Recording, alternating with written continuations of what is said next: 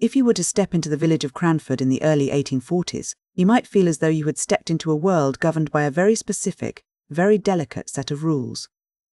It isn't a world of grand political drama or sweeping battles, but rather a world of tea, lace, and the intricate, often unspoken, laws of social etiquette.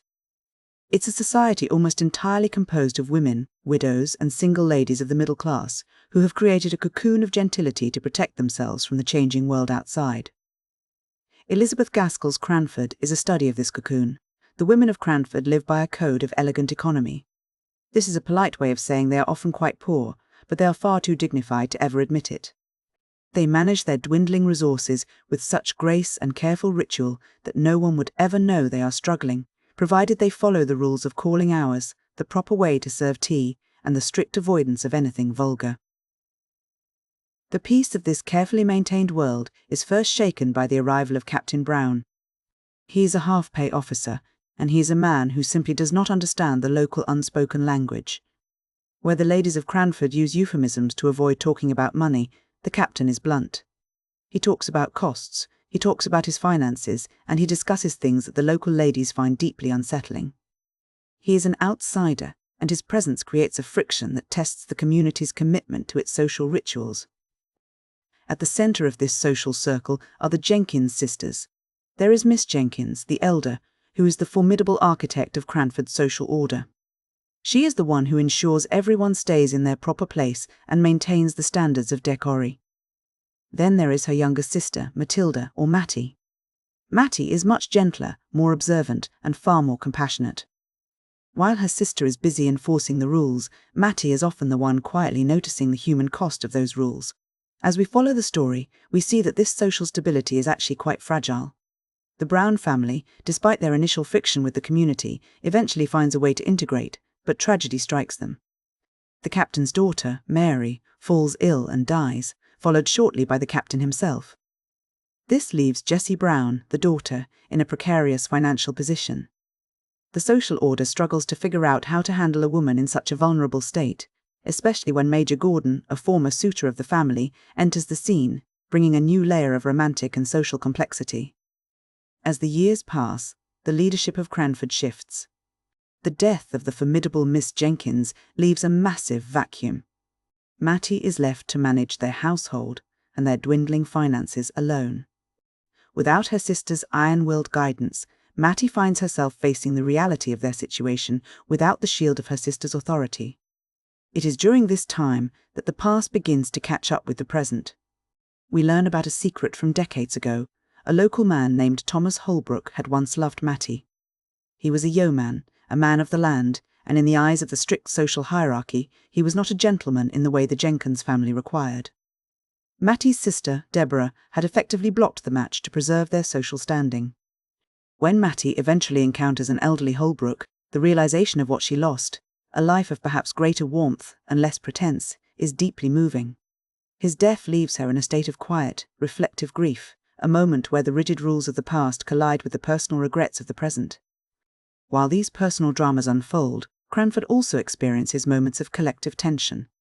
A travelling magician, Signor Brunoni, arrives in town, and his presence sparks a wave of xenophobic paranoia. The ladies, who are so protective of their own little world, suddenly fear the foreign and the unknown.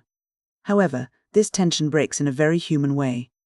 The man they suspected of being a spy is revealed to be a struggling soldier, and when his wife tells the story of her harrowing journey from India, the town's suspicion evaporates. It is replaced by a profound communal empathy. In that moment, the ladies of Cranford prove that their rigid etiquette isn't just a cage, it's also a way they hold each other up when things get truly difficult. But the ultimate test of Cranford comes not from a stranger, but from the very system they rely on. The town and county bank collapses, and suddenly, the elegant economy is no longer enough to keep the darkness at bay. Through a combination of the bank's failure and the way her sister had managed their affairs, Mattie finds herself in near total poverty. This is the turning point for Mattie. She undergoes what the locals call retrenchment. She has to sell her belongings and, in a move that would have been unthinkable to her younger self, she opens a small tea shop to survive. The transition from a lady of standing to a tradeswoman is a massive shift, but she doesn't do it alone.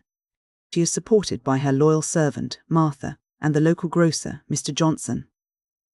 This period marks a significant blurring of the class lines that once seemed so impenetrable. The lady and the tradesperson are now working side by side to navigate a new, harder reality. The resolution of the story is both unexpected and deeply satisfying. Matty's brother, Peter, who was long presumed dead in India, suddenly returns. Peter is a man of the world, charismatic, a bit of a rogue, and a brilliant storyteller. His return brings not just financial stability to the family, but a new kind of energy to Cranford. Peter becomes a sort of social bridge. He has the wit to move among the aristocracy, like the elegant Mrs. Jameson, and the charm to sit with the vulgar but respectable working class, like Mr. Hoggins. He uses his stories to bridge the gaps between these different social factions, helping the community realize that they are more alike than they are different. At the end of the book, the Cranford that remains is not the same one we met at the beginning. The rigid hierarchies have been smoothed over by shared struggle and the simple, enduring reality of human connection. The community is still there, but it is softer, more resilient, and perhaps a little more honest about the world it lives in.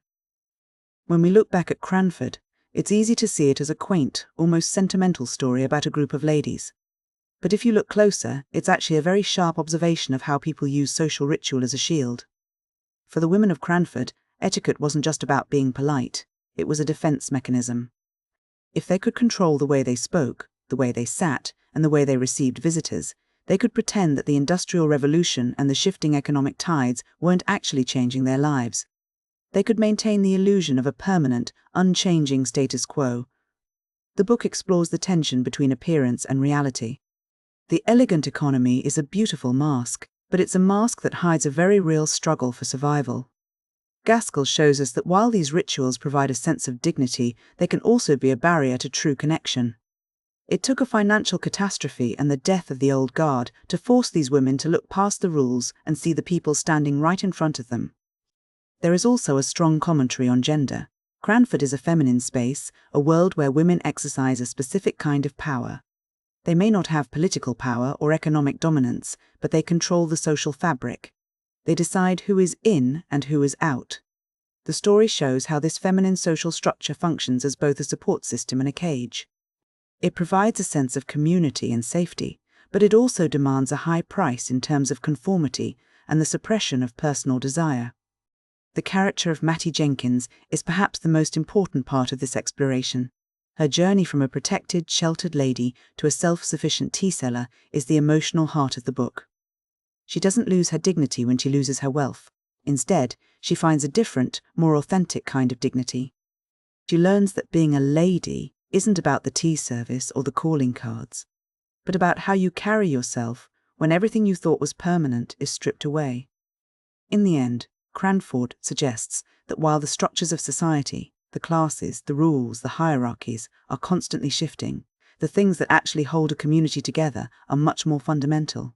It's the capacity for empathy when a neighbour is suffering, the resilience required to start over, and the ability to laugh at the absurdity of it all.